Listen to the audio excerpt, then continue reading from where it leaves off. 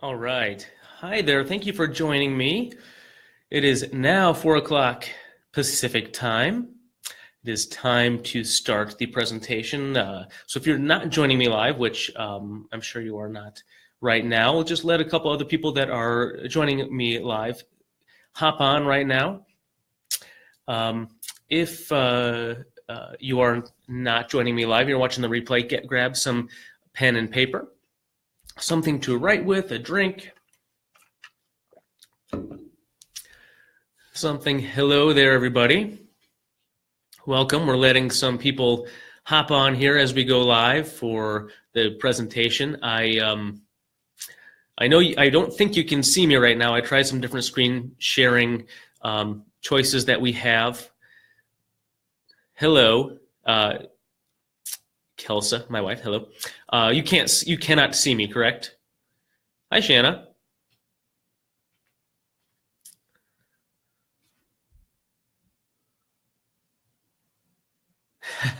Okay, so for some reason, I'm not able to share my face, so you guys lucked out. But I have my PowerPoint up there for you because that's more important than my ugly mug. So we'll let a couple other people hop on here, and we'll get going.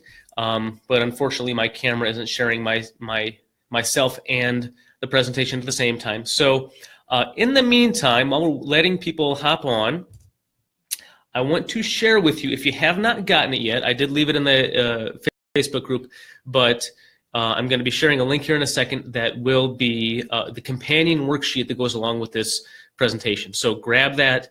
If you have a quick second, print it out. You can follow along. You can take notes now and then complete it later, whatever you feel works for you.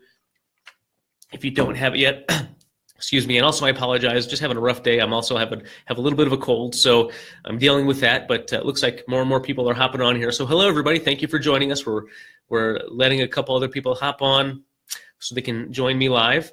There will be a replay, don't worry, and I will also share the video. I'm going to upload it and do some production to it and put it on YouTube too, so you can have that with you as well. So, here is the link to the, ooh, not that one.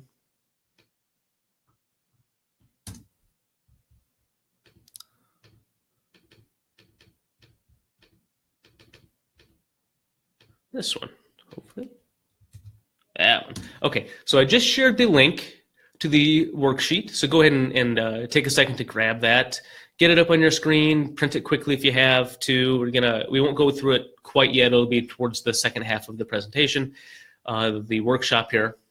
It's a workshop, not a presentation. It actually has some really good stuff, and I'm really excited to go over this with you.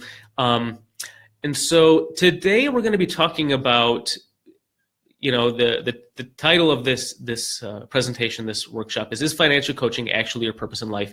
Your Ikigai will tell you. So there are a lot of you that are in Financial Coaches Unite that are trying to figure out where financial coaching lies within your life. And I'm going to use the Japanese principle of Ikigai to and walk you through that, walk you through the worksheet to help you figure out where financial coaching lies in your Ikigai, or if it does or not. And Ikigai really is your purpose in life. And we'll go over that in a little bit, but that's really all it is. It's your purpose in life. If you're at a point in your life where you're struggling or with your current job or trying to find something better for your life, or you're not satisfied, this will help you figure out where financial coaching is. You obviously have an interest in financial coaching. This is where it's going to help you figure that out. So, hi, Austin. Thanks for joining us. So if you're just joining me, why don't, to make sure everybody can hear me, and I know you're out there, just in the comments, put #purpose, because we're finding out if financial coaching is your purpose in life. Take a quick second to go to that link that I just shared, grab a drink of water or something stronger if you choose. Pen and paper, pencil paper, whatever you want, some notes on your computer, whatever you got to be taking some notes here. If you have time to print out the worksheet, thank you, Kelsa. Thank you, Holly. #purpose. Thank you, Sherry. Gina, hello. Shanna, thank you again.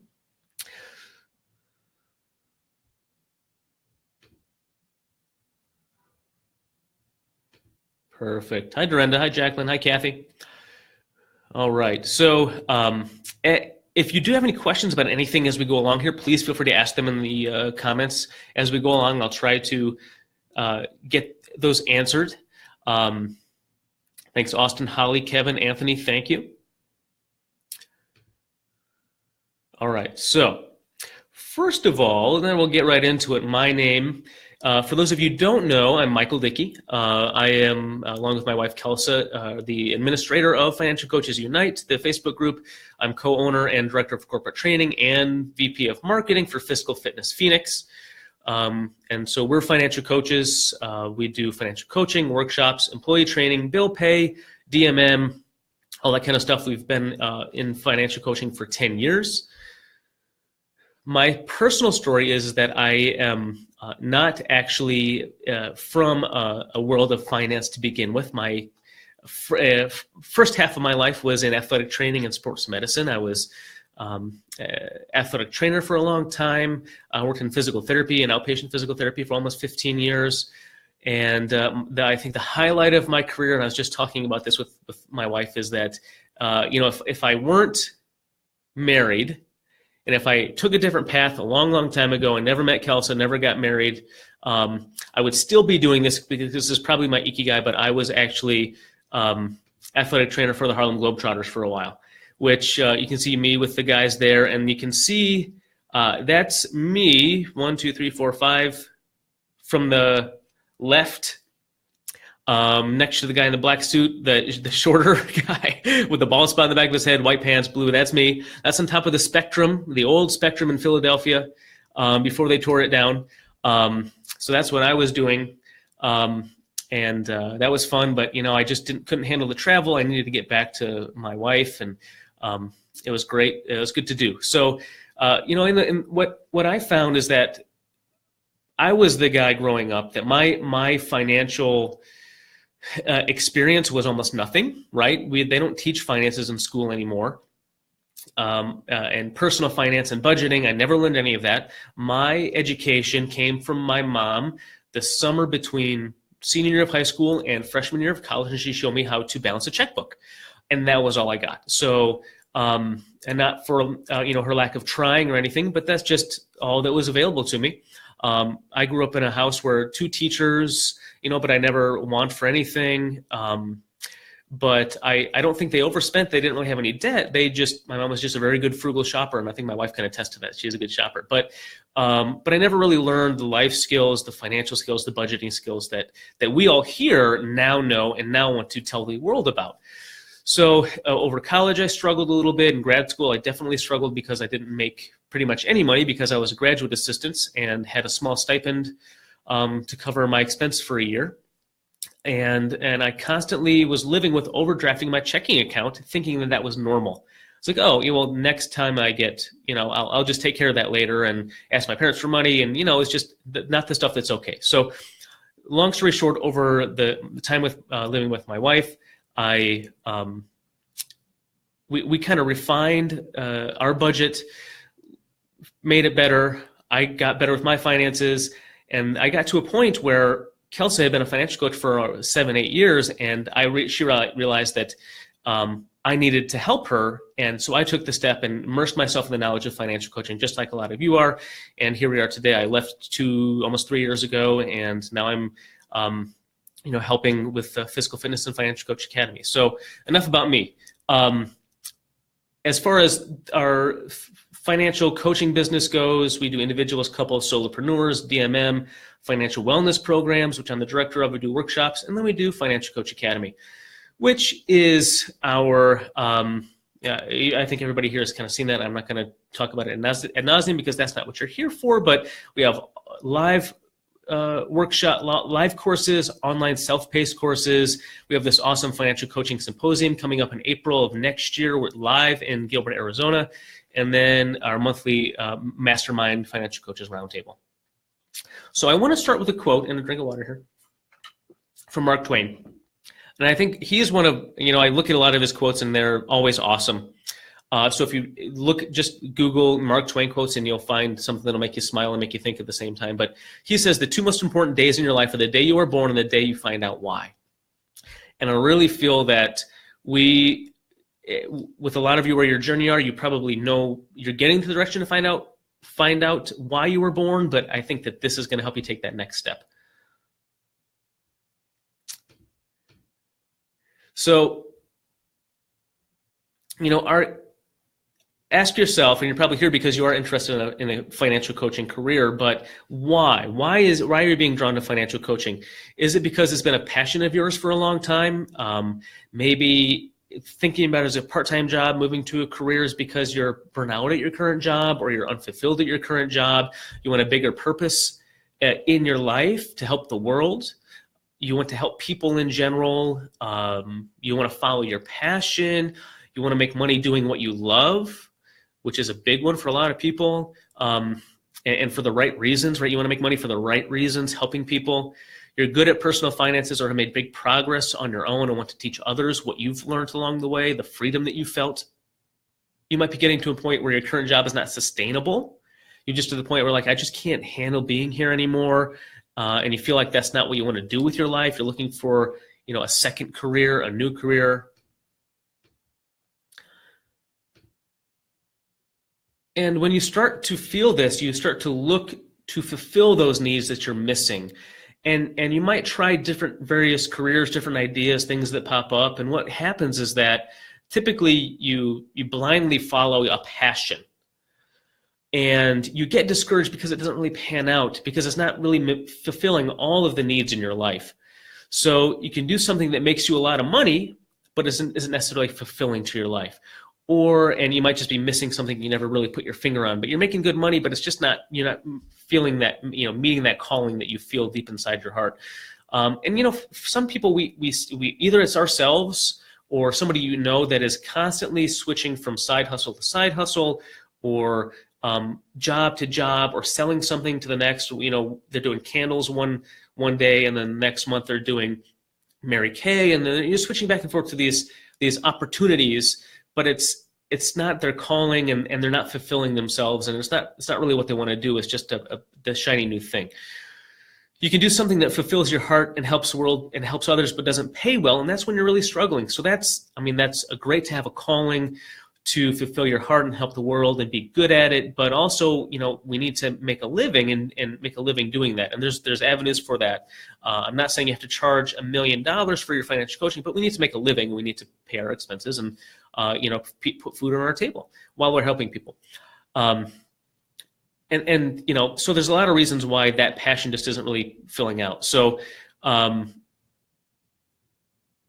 when you think about, I want to do what I'm passionate about, what your passion is. If you look up in the dictionary what passion is defined as, the definition is an intense desire or enthusiasm for something, which is not really, we almost use the word passion as a misnomer, like it's really just what you like and what you have enthusiasm for. It's not something that necessarily can make you money or helps the world. My passion is, can be like running, but I'm not going to go make money teaching people how to run, but I like to do it. My passion is like scotch or whiskey, right now, but that's not going to pan out for a lot of different reasons. So passion doesn't necessarily mean that it's your purpose in life. So that's really what we're looking for. So Ikigai, and I want to say this, I put this on Facebook, but my working title for this was Ikigai with a Dicky Guy. But that was a hard pass from Kelsa, so you were stuck with the boring, is financial coaching your purpose in life? But Ikigai is a Japanese concept, and there's really no, like a lot of Japanese terms, a lot of other language terms, there's no direct translation. So here are a couple different general translations of what Ikigai means. So it's that which brings you purpose, the thing that gets you up in the morning, your reason for living, the ongoing motivation for living your life, the thought that keeps you going every day, and your dream job. So I think, that's what, 6 different definitions of Ikigai, which really paints a very good picture of what this means. And they're right. You can't really give it one general definition. It's a lot of different things put together, but your purpose is really what it means. And trying to find that purpose is a struggle for a lot of people. And I hope that this will help you do that today. So Ikigai is, and I missed this, but what you're really looking for, not your passion, but for your Ikigai. So here, Ikigai is the intersection of 4 different categories of your life. And if you Google, and many of you have probably Googled this before coming into this, but Ikigai is a combination of what you love, what the world needs, what you can be paid for, and what you are good at. Okay. So you can see that somebody made this really cool Venn diagram, which actually is very meaningful. Like what you're good at and what you love is your passion. Okay, what you love and what the world needs is your mission. What you can be paid for and what the world needs is your vocation, and what you're good at and what you can be paid for is your profession. Right. So a lot of us are sitting in these areas, maybe this combination of 3. But what I started with this, but then as I was doing more research for this, I found that this is actually a better painting of Ikigai, because on this one, what you love and what you get paid for doesn't have its own intersection just by themselves. And what you are good at and what the world needs doesn't have their own intersecting by themselves. Whereas David McCandless actually created this, and this incorporates everything. So this is where everything intersects. And we want to find what your Ikigai is, your purpose, your dream job, your true vocation is right here in the middle. So I think this is, not only is it cool and colorful, but it holds true to you can point yourself and find where you are and where you need to go just by using this diagram. There you go, Holly. You're welcome. So a couple things about Ikigai is that in general, it's very interchangeable, right? It's different for everybody. It's unique to every individual and acknowledges that the idea of happiness is actually quite elusive. It's a concept, and you're able to develop it as you develop. So it's always a work in progress, and it develops based on you. I don't want to do that yet. Spoiler alert. If one path or purpose ceases to exist, you can adapt, change, and pursue new passions with purpose.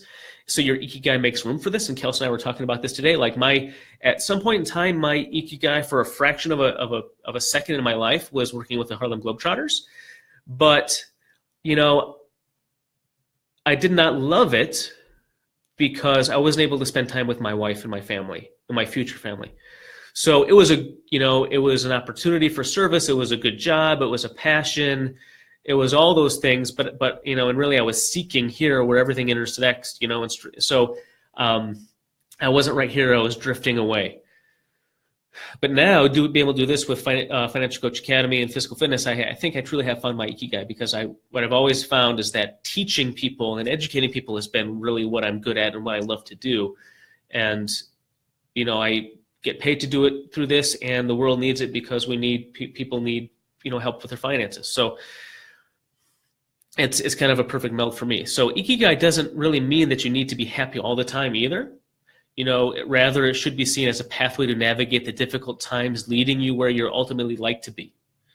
Most of all, listen to your instincts. Our intuition and curiosity are very powerful internal compasses that help us connect with our Ikigai. So it's constantly changing. One day you're like, you know what? I don't like the aspect of financial coaching of speaking in public.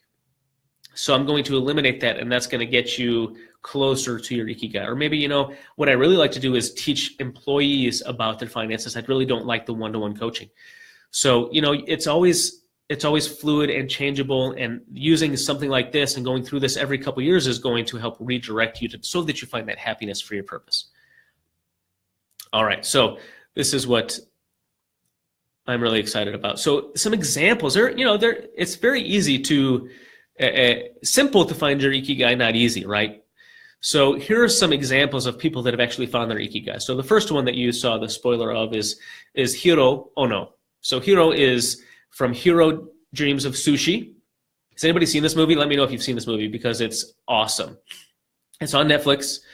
It is about Hiro Ono, who is like a sushi master. The interesting thing about Hiro is that he has the highest rating of a Michelin restaurant that you can get. But his sushi restaurant only seats 10 people. It's months and months out to get a reservation, and it's in the subway station. So if you haven't seen it, check it out. It's awesome. It really talks about how he is constantly in pursuit of perfection and to work up to be like his son isn't even doing the stuff that he's doing. So you have to learn how to make egg sushi perfectly for literally 2 to 3 years before you can learn how to make the rice. It's crazy. So he's perfecting it. He's found what his purpose is in life, not just his passion. There's other people that you probably know and see every day, but those people that I feel that those people that have somewhat what we think would be a menial job, but love doing it, are good at it, they make you feel good about it, you can tell that they have a passion for it, but it's more than a passion.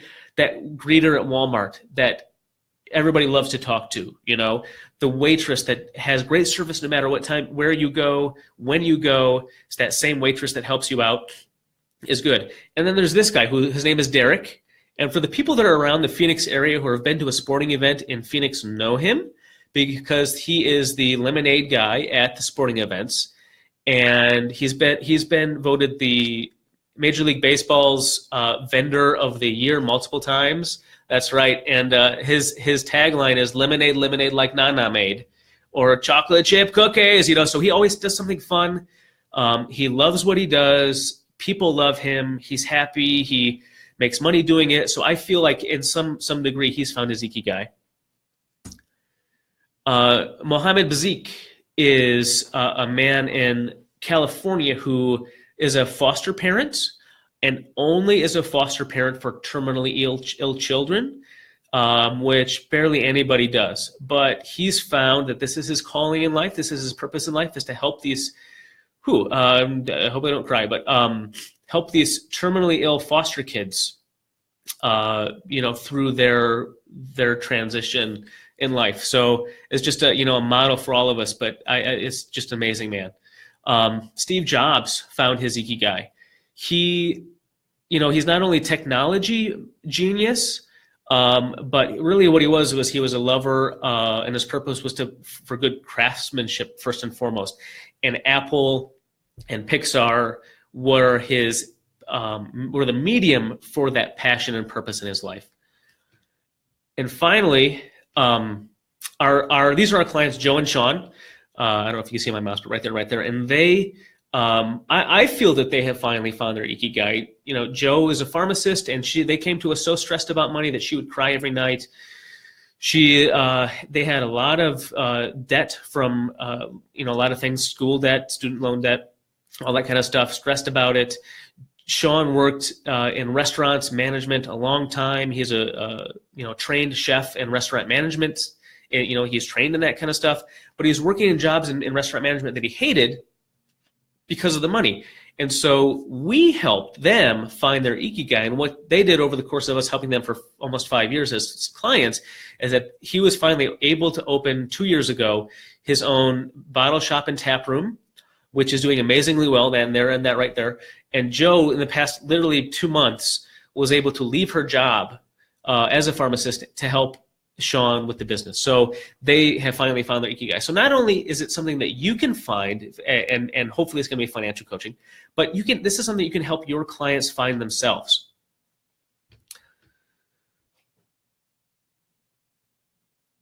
So Ikigai is, like I said, is really different than following your passion. And we define passion as something you're enthusiastic about, maybe something that you're good at, but it doesn't fit all the other category of what Ikigai is, what our purpose is in life. So Ikigai is challenging. It should lead you to mastery and growth, right? You're continually learning. Like Kelsa says, she's a student of her craft of financial coaching.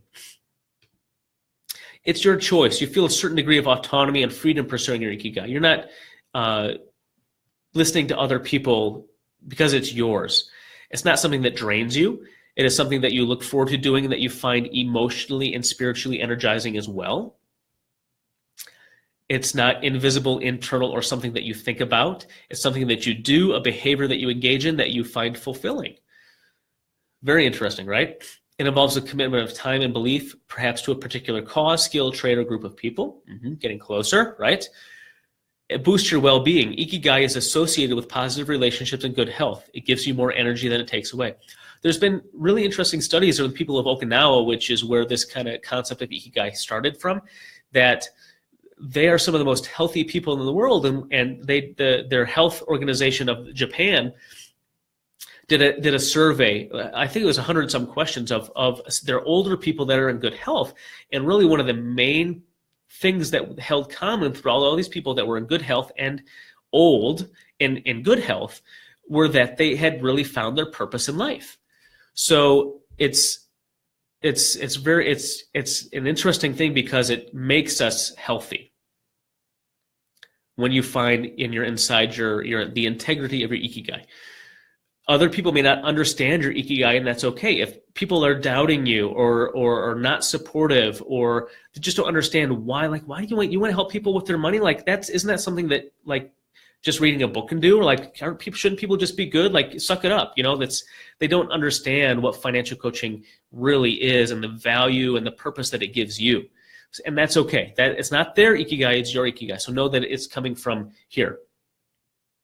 Here's a neat story, an old Okinawan story that really illustrates the concept of Ikigai overall. So in a small village outside of Osaka, a woman is in a coma and was dying. She suddenly had a feeling that she was taken up to heaven and stood before the voices of her ancestors. "Who are you?" the voice said to her. "I am the wife of the mayor," she replied. "I did not ask whose wife you are, but who you are." "I am the mother of 4 children." "I did not ask whose mother you are, but who you are." "I am a school teacher." "I did not ask what your profession is, but who you are." And so it went. No matter what she replied, she did not seem to give a satisfactory answer to the question, "Who are you?" "I am a Shinto." "I did not ask what your religion is, but who you are."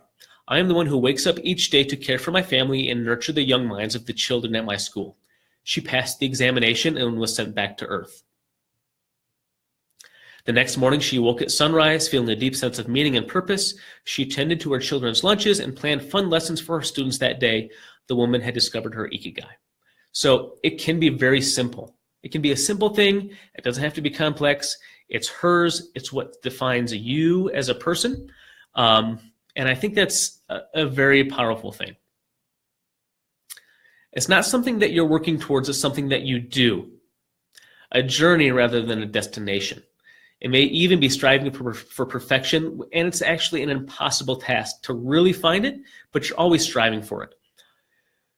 And so that brings me to the next point here. If we go back to look at this, we're always in and out of this, in and out of this, in and out of this, as we refine this over our lifetime. But as a financial coach, we must have within Ikigai, there's also this Japanese concept of kodawari. And in Japanese, the kodawari roughly means a sincere, unwavering focus on what you're doing with a goal and making it perfect, while simultaneously knowing that perfection is impossible and the work itself is most crucial. So Hiro here says you must dedicate your life to mastering your skill. So you're always learning. There's never a point in your life that you're going to be the perfect financial coach. So you always must be a student of your craft. You always must be learning more and more and more, refining that. And that is what kodawari is. Kodawari is often used to describe the sort of individual that spends a lifetime devoted to his or her craft. And if you've ever seen a Lexus commercial, they can say that their tagline is the constant pursuit of perfection, right? So that goes along with kodawari as well. But I think as a financial coach, we have a duty to practice kodawari, which really sets us apart from that one-size-fits-all program, those programs that we see all over the place, just somebody reading a book and finding their financial place in life, leading through their financial path to pay off their debt or get on a better budget or whatever their dreams are. So as a coach, we need to constantly be educating ourselves so that sets us apart, because some people are going to come in and you're meeting with them for the first time, and you say, okay, I think we found this session very valuable. What do you think about continuing for continual coaching? Like, no, I think I could just do this from a book, from a workshop. I got it, and so first of all, those probably aren't our ideal clients anyways, but as a financial coach, we want people to understand that what we do is different because we are constantly improving ourselves and educating ourselves for them, which a single book or a workshop is not going to do, right? So that's what the coaching part of financial coaching does that's different than anything else. That's why a lot of us will pay more money for a handmade dress, right? Or handmade furniture, or hero sushi here, or the things that it's value-based, because the labor of love and perfection that went into it is worth it to us. And those are the type of people that we want to attract, and that's the type of craft we want to create for your financial coaching. Okay. Questions so far, anybody? Give me a thumbs up if this is jiving with what you were hoping for. All right. So now, if you have not, you either can take some notes or grab that worksheet that I provided earlier in the comments there. And so I'm going to walk you through an exercise or 20 here, give you some questions. Thank you guys. To narrow down on what your Ikigai really is. So here are the questions. And these questions, they don't have to be answered today. They don't have to be answered tomorrow. Look at them, maybe jot down some notes, come back to them in a week, in another week, take some time to refine them, okay? That's the first step of really finding this and finding your purpose or finding your Ikigai. So first question is, what do you love? Okay, what is it that you love? For me, I think that I really love educating people and being a teacher to people. What are you good at? You might be good at personal finance, at budgeting, at paying off debt, at teaching. What does the world need? What do you think the world needs? That's the most important question. I feel that the world needs, and I'm pausing to help, some people are probably writing down, so that's why I'm pausing, so I'm not just thinking, but and if you want to write down this stuff in the comments too, the first thing that comes to mind, go ahead and do that too. I think that'd be awesome, actually, and we can kind of share and collaborate a little bit. But I know for Kelsa and I in our vision with physical fitness, that the world needs to know that talking about personal finance should not be taboo, and we want more people to talk about it. What can you get paid for? The answer is you can get paid for financial coaching. But there may be other answers for yourself. What would you like to see change in the world?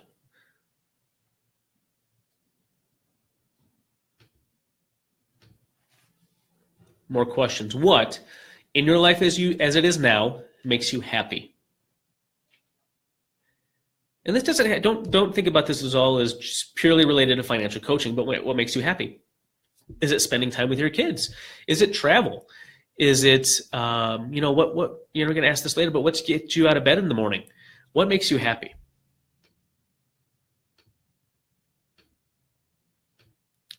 What are you passionate about?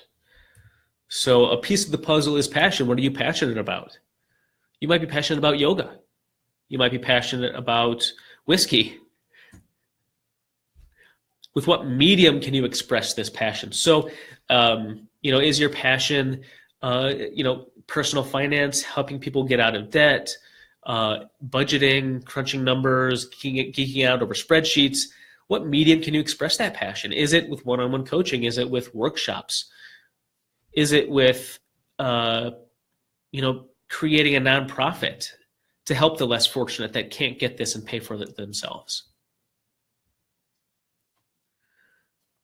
Why do you get out of bed in the morning? Have you had any life-changing moments that provided a moment of clarity? And I think this is where a lot of us are in this group in Financial Coaches Unite, is that, and I heard it said again and again that people have struggled with finances, and then all of a sudden they did Dave Ramsey, they did Financial Peace University, they did something, and it changed their life to change their finances. And you had that clarity that other people need to feel this moment of clarity too.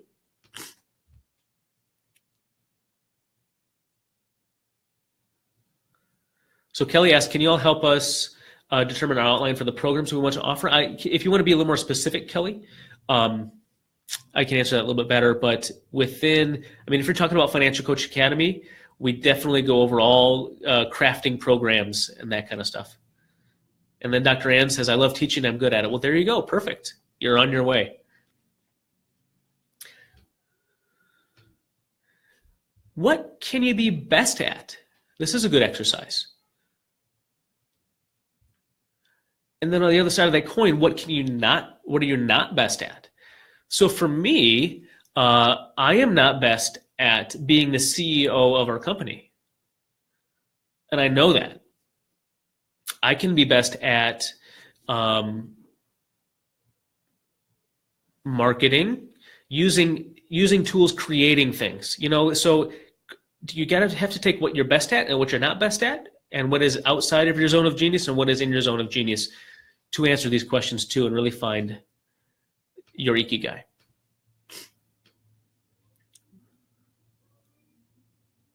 Good, Sheldon. That moment clarified and brought me here. Awesome.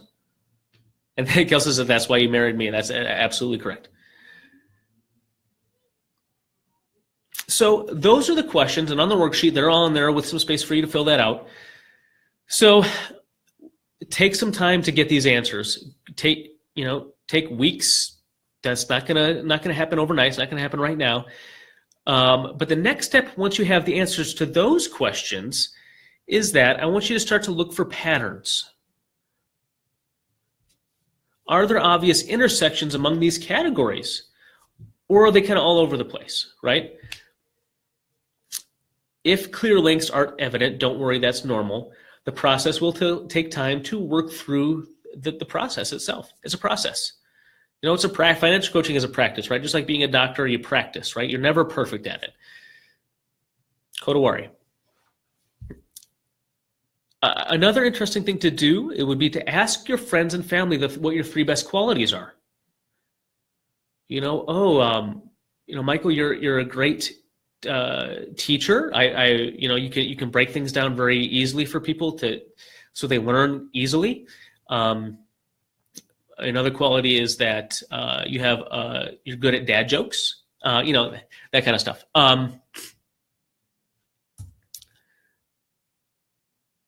It'd be a very good exercise to do with your family. And you have to be honest with yourself. That's right, Kelsey. So other things you can do is write down what your ideal day would look like. Do what's called the Saturday morning test, which is, what do you find yourself doing on a Saturday morning when you don't have anything to do? For a lot of you, that might be actually taking the time to help friends, family, coworkers with their finances. It might be that you're reading. It might be that you're doing yoga. It might be that you're reading blogs about personal finance. So if you don't have anything to do on a Saturday morning, what do you do? That can help direct you to your purpose in life. The second to last thing that you can do is actually map it out, kind of create this, I have it up here, the Ikigai diagram right here. Map it out. Where does this put you?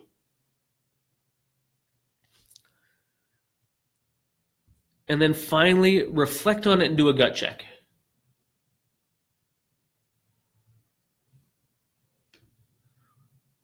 And that's right, learning, always learning, absolutely.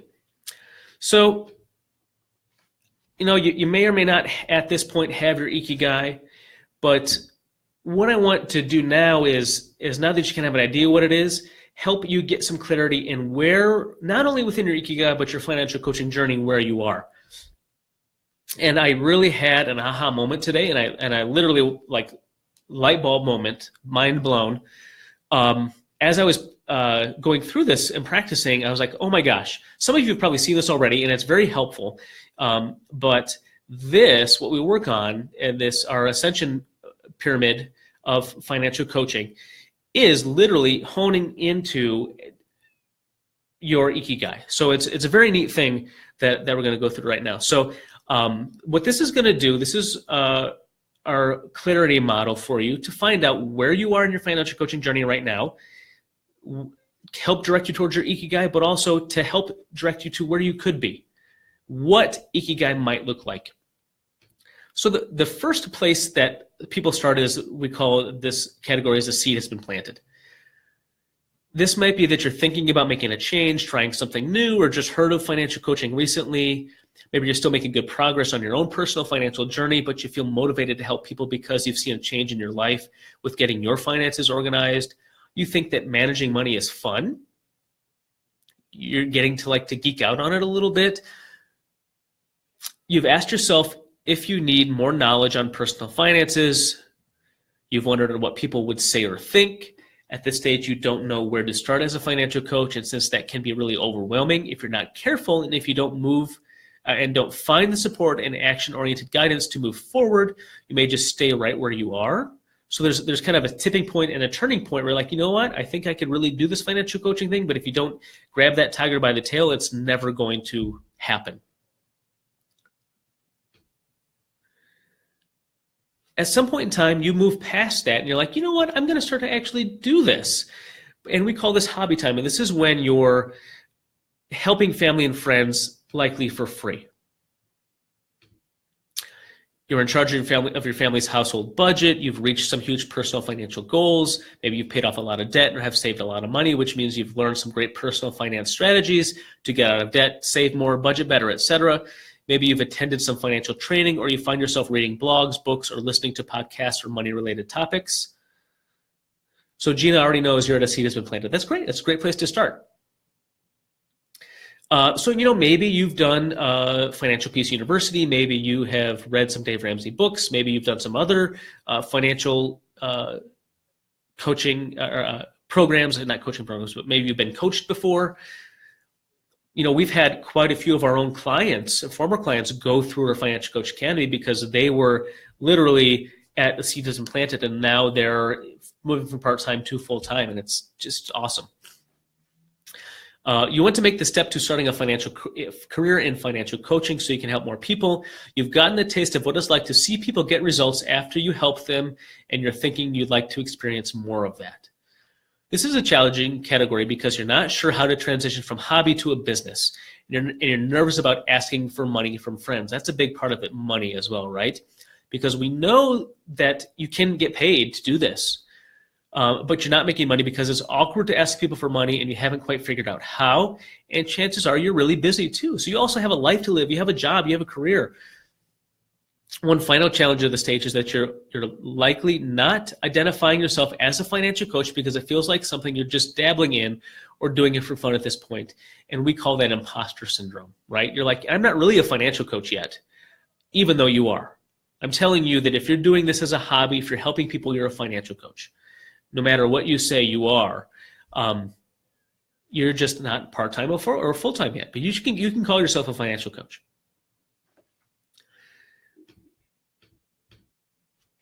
Next, we move into part-time, which is really similar to the hobby time, but you're actually making some money at this stage, but it's just not enough to leave your full-time.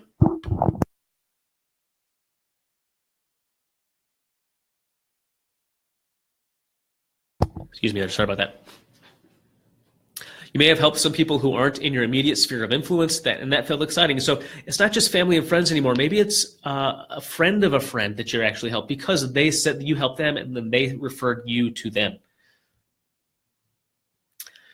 You did get paid, but you're kind of wondering if that's something you can keep repeating or if you can just repeat it enough to leave your career and JOB, that four-letter word JOB. If you're in a job that pays a steady paycheck, moving to the next step means walking away from that stability. So this stage is starting to feel really urgent. It's like a pressure cooker that's about to go off, and you can't keep this pace of 2 gigs for too much longer. Every client you help maybe makes it so you dislike your day job more and more, right? That's a good problem to have. Let's be honest. That's a good problem to have. The challenge is at this stage is that there is likely no formal structure, business plan, business model, marketing, no pricing or programs. If you do, it's likely that you're charging per session because that's the simplest approach. Coming up with official packages seem overwhelming. You may not have an onboarding system, so no contracts, scheduling, software, that kind of stuff. It's just you. There's no behind the scenes stuff, no clear marketing, no clear message. You're just happy to be helping people. In other words, you're unstructured, inefficient, not streamlined, and things feel kind of clunky. As a result, your prospects are not coming in a steady stream. People hear about you randomly, perhaps, so that makes it even scarier to leave your stable job because that randomness, feast and famine is very scary and it's not stable. But finally, almost finally, what a lot of people think is what final, and this is what you think you want to get to, is a career financial coach, it being actually a career. This person is coaching full-time and is possibly the sole source of income for this person. You're in this stage if you're a financial expert of any kind or a coach and you talk with people about money on a regular basis for a living. You've got some systems in place, including prices, programs, names for things, business cards, marketing materials, etc. So you are really established. It may even feel like a good little business you've got going. So it could be a really lucrative financial business for you, but you could also be doing it, and it feels like it could be more. Some struggles that you're likely facing in this category is that if you are busy, but you have to work very hard to be busy. Right? You're getting burnt out working to work. You're likely exchanging time for money. In other words, if you don't work, you don't get paid. You can't take a vacation without taking a hit in your paycheck. All of these things can lead to a feeling of guilt or frustration, and then you feel guilty for feeling badly because remember, in every stage before this, you wanted to get to this point. And now that you're here, when you want it to be better, you're feeling badly because you feel that way. So you're like, I should be here. I should be happy here, but I'm getting burnt out, and you almost can feel like you want to give up at a certain point in time. And a lot of people feel that this is where their Ikigai is, but really, what we want you to get to really find your Ikigai is that, in other words, you have a massive reach, where you have a fully scalable financial coaching business to the point where you're able to help thousands of people take control. We get into this point of where you're helping the world, right? You're reaching a lot of people. You're helping thousands of people take control of their finances by leveraging your time and expertise in profound ways. They could look like a few different approaches. Other coaches work for you. You have some group programs. You're in corporations. You're doing workshops. You have an online presence, a membership program, that kind of stuff. Perhaps you mentor other coaches, get paid for that membership. At this level, you are a financial coach and helping people, but you have a greater reach than just the clients you help on a daily basis. Your reach goes out beyond you. You can take a vacation and not worry about that turning into a bad week or month as far as revenue goes. Well, everyone wants to get to the career coach phase when you're first starting out. We're going to challenge each of you to consider that this final stage of your journey, that this is where you really want to get to be, because this is your true Ikigai. So now we're going to get to the good point, and hopefully that helped you kind of get clarity of what your purpose is in life. Maybe if your financial coaching is really your Ikigai, really your purpose in life, where you are in your financial coaching journey, where you are now and where you could be in the future, what you should be aiming for. So now let's start to take some action. If you're in that place where your seed has been planted, like Gina said. So I'm speaking to you, Gina. First of all, you can start to educate yourself more, read some more books, take some courses, listen to podcasts, immerse yourself in financial coaching. Start to give free advice to friends and family. Say, hey, I noticed, if in conversations you hear that people are struggling with their budgets, say, hey, you know what? I feel it. I've really worked through some things, and if you want to sit down, I can help you with that. Maybe not just family and friends, but maybe as a service through your church, you can start to do this. After service, I'll be available in this room, XYZ room, the fellowship hall, wherever you can have a private time. If anybody wants to come and have a chat with me about budgeting or getting on a vet or something, you can do that and do it as a service. Also at this point, Gian and everybody else in that category of the seed that's been planted, is I want you to craft your why story. Why are you a financial coach? Why would you want to become a financial coach? We go over more specifically what a why story is in Financial Coach Academy, but crafting what makes you a financial coach and your why is great, because that's the marketing that you need. When somebody says, "Oh, what's a financial coach? Why are you a financial coach? Why should I trust you as my financial coach?" You can say, "Well, and then go over your why story. If you're in that hobby time, continue to educate yourself, of course. Start to educate friends and family on what to listen to in conversations that they have with their friends, family, and coworkers, so that they can start to refer their friends and family and coworkers to you. So you know what? I have a favor to ask of you, dad or sister or coworker, friend, whatever. If you have a conversation with somebody and they talk about how they feel like they live paycheck to paycheck, that's something you can listen for to say, hey, you know what, you should talk to my brother-in-law, Michael, right? He's a financial coach. He can help you. Start to identify who your ideal client really is. Is your ideal client, is it a millennial type of person, or is it somebody that is just about to get on a fixed income or somewhere in between? Start to come up with your pricing programs and packages. If you're into that part-time category, continue to educate yourself. I'm going to say that for everybody, but I'm going to continue to say it. Continue to refine your pricing programs and packages. Identify who your ideal referral partner is and start to reach out to them. So now know who your ideal client is. You know what your why is. You know what you do. But now, who is your ideal referral partner? Is it a financial advisor? Is it members of your church? Is it, you can really refine that to find out who you should be marketing to, who's going to be sending you business. And then once you find that, start to reach outside your direct sphere of influence. So you can have your ideal referral partner is a financial advisor, you can first start to talk with your personal financial advisor. Say, hey, you know what, I'm just starting my new business as a financial coach. I'd love to talk to you about how I can help your clients, become better clients for you. If you're at that career, that full-time coach, continue to increase the number of referral partners in your network, continue to refine packages, pricing, and programs, but start to think about scalability. How can you work less hours and put yourself out there more? Online presence, group coaching, other stuff like that to make you scalable.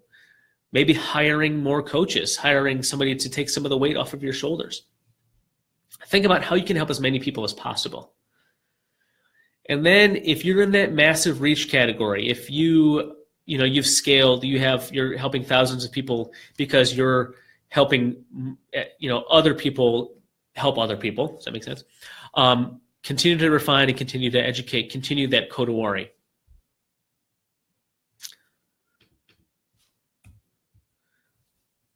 So as you can see, as we go up this clarity pyramid, this ascension pyramid, we're getting closer and closer to really what a financial coach's Ikigai is. So the first thing I want you to ask yourself is give yourself a start date, okay? And that might be a start date to start doing hobby time. It might be a start date to start doing part-time. It might be a start date to full-time, right? But give yourself a start date. 2 years from now, from May 1st, 2018, I am going to be a full-time financial coach. Okay, put it on paper. It's going to give you a goal. It's going to give you something to work towards. It's going to hold you accountable. And because of that, you're going to have to take action now and not get lost in the analytics of it.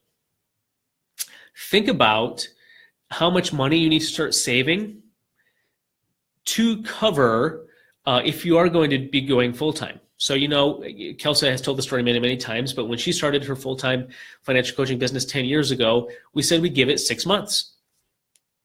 And so we gave her, we knew a year before then that she was going to do this. So we gave ourselves a year to save enough money to cover 6 months of expenses. in case it didn't work out. And obviously it did. But that's going to take stress off of your shoulders to be able to move forward with taking that leap to becoming a financial coach. What do you need to what do you need to do to start part-time? What do you need to do? Do you need to educate yourself more? Do you need to take some more courses? Do you need to read some more books? What do you need to do to even start part-time? This is a great place to start. How can you educate yourself to maximize your efficiency? Financial Coach Academy is, we're very proud of that. And I think a lot of people in this Facebook group have taken it and can attest to that it's one of the best ways to get, have an immediate financial coaching business within 10 weeks. There are other training programs that are out there for sure. I'm going to post this right now. If you haven't seen it, we do have a resource list in the files part section of Financial Coaches Unite. And I just posted that right there. But it's more resources for financial coaches. And also this cool blog that I just posted. If you need some coaching books, here is our Financial Coaches Summer Reading List for 2018. And it's focusing purely on, I think it's 6 books that are just on coaching techniques. I think everybody in here has the financial background or the financial experience, the financial education, but it's that part of the coaching that can be very difficult. So here's a list of the 6 best coaching books out there for strategies, techniques, systems on how to be a better coach.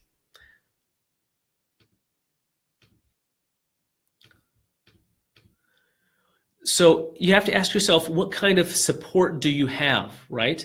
Who is going to support you through this journey of becoming a full-time, reaching your Ikigai of probably massive reach for a financial coach? Is it your family? Is it your friends? Is it your church? Your group members here in Financial Coaches Unite? Obviously, that's why we're here.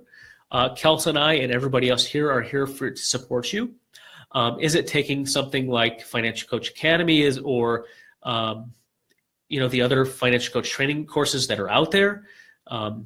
Do some research, find out some of the other ones, and then ask about them in Financial Coaches Unite, because I think everybody in here in Financial Coaches Unite has taken one of the courses that are out there, and they'll give you their feedback on that as well. Is it mentors that you have, or is it somebody in a mastermind group, or a local group of a mastermind, or even a mastermind group like Financial Coaches Roundtable?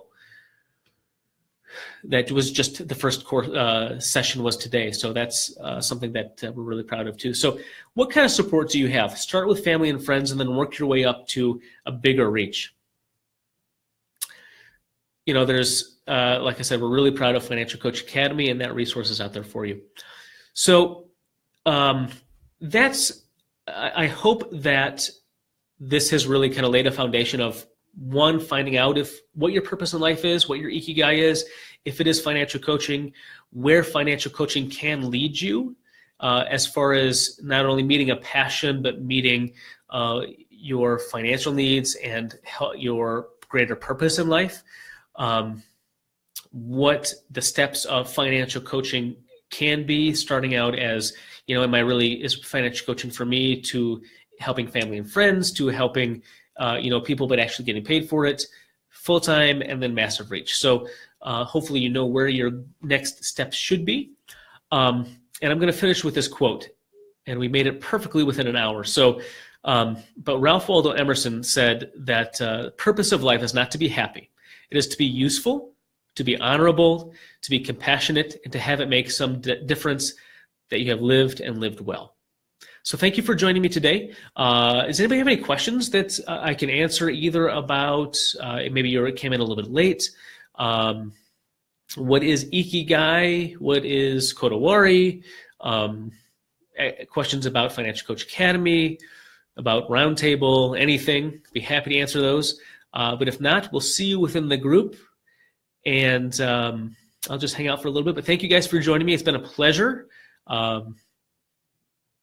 We'll talk to you later, but you can sign off now. And if you need those, I will post the links to those resources, the reading list, and the worksheet in the Financial Coaches Unite group And Kelsa says our next kid will be named Kodawari. Cody? That's pretty cool. That's a boy or girl name, so that's pretty cool.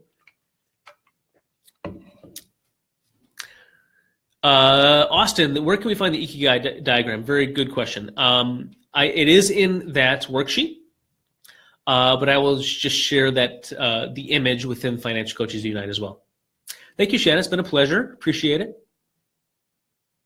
Thanks, Austin. I hope I get feeling better too.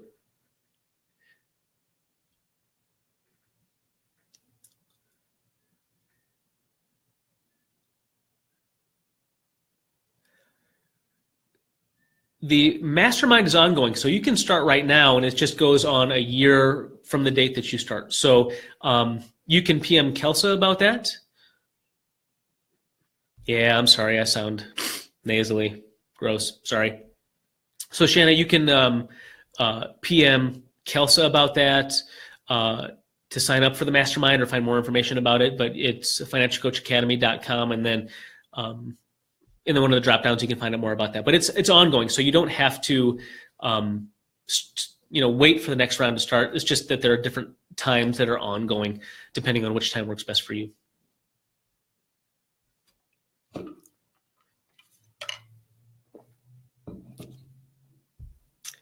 Thank you, Jacqueline. It's been a pleasure. Appreciate you. Good luck to everybody. If you happen to be just joining us, I'm just finishing, but the replay will be out there for sure. And then I am also going to upload this to YouTube and edit it through some editing magic, some iMovie magic.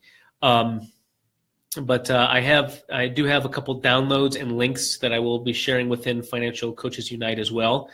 One with his worksheet. What else did I share today? A summer reading list for financial coaches, and then our Financial Coach Academy resource list for coaches. So that's all the stuff that we recommend for financial coaches. So the scheduling software that we recommend, the books that we recommend, the courses that we recommend, on top of Financial Coach Academy, all that kind of stuff. Thank you, Kelsa. All right, guys, thanks a lot, and we'll talk to you later. Bye-bye.